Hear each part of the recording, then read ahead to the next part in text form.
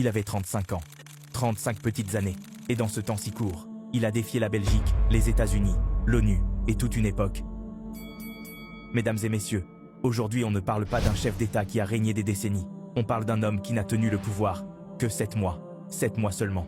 Mais assez pour devenir une légende. Son nom, Patrice Emery Lumumba. Premier ministre démocratiquement élu du Congo indépendant. Premier et martyr. Onalua, 1925. Un enfant naît dans une région pauvre du Kasaï. École missionnaire. Élève brillant, mais trop insolent pour se taire. Il ose questionner les prêtres, les dogmes, les injustices. Un jour, il écrit « Dieu blanc, pourquoi pas Dieu noir ?» On le surnomme « celui qui s'implique toujours ». Un surnom qui sera une prophétie. Dans les années 50, Lumumba est ce qu'on appelle un évolué. Costume cravate, plume aiguisée, journaux, clubs élitistes. Il défend la colonisation, croit à une union belgo-congolaise. Mais très vite, la façade s'effondre.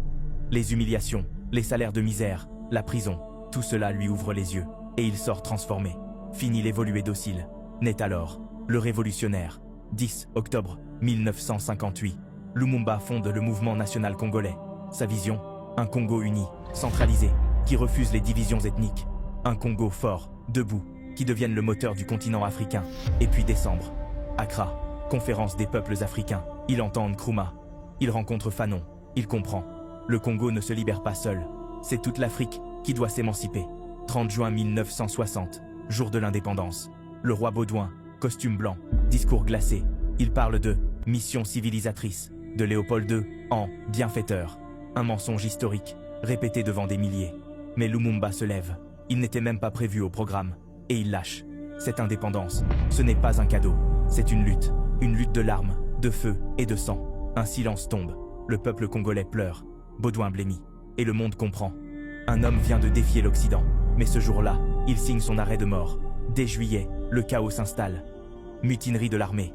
Sécession du Katanga. Sécession du Kasaï. Derrière, l'ombre de Bruxelles. L'ombre des multinationales minières. Lumumba appelle l'ONU pour stabiliser le Congo. Mais aucune réponse favorable. Alors il se tourne vers Moscou. Pas par idéologie, par survie. Mais pour l'Occident, c'est la preuve. Il est devenu communiste. Et ça, c'est inacceptable. Coup d'État. Mobutu, son propre protégé, retourne sa veste. Lumumba est assigné à résidence. Il tente de rejoindre ses partisans. Mais en décembre, on le capture. On le traîne, humilié, menotté, la chemise déchirée. 17 janvier 1961. Transfert au Katanga, dans l'avion. On le frappe. À l'arrivée, on le bat encore. Puis, dans la nuit, on l'emmène dans la forêt. Avec Joseph Okito et Maurice Mpolo. Et on tire. Peloton d'exécution. Sous commandement belge. Son corps, dissous dans l'acide. Ses os, jetés. Ses dents, volées comme des trophées. Comme si on voulait effacer jusqu'à sa trace. Mais on ne dissout pas une idée. On ne brûle pas une vision. On ne détruit pas un rêve. Des décennies plus tard, il ne reste qu'une seule dent. Une seule. Rapatriée au Congo, en 2022. Et aujourd'hui encore, son nom résonne dans les rues d'Afrique. Patrice Lumumba, le martyr, le cri, la mémoire. Parce qu'on peut tuer un homme. On peut dissoudre son corps. On peut l'effacer des livres. Mais on ne dissout pas l'espérance d'un peuple. Alors, que retenir?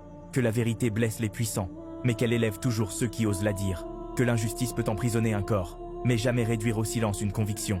Que la mort d'un homme est certaine, mais l'effacement de ses idées ne l'est jamais. Et que la grandeur n'est pas dans la durée du pouvoir, mais dans la force de l'héritage laissé aux générations. Moi, je ne raconte que l'histoire. À toi de voir ce que tu veux retenir.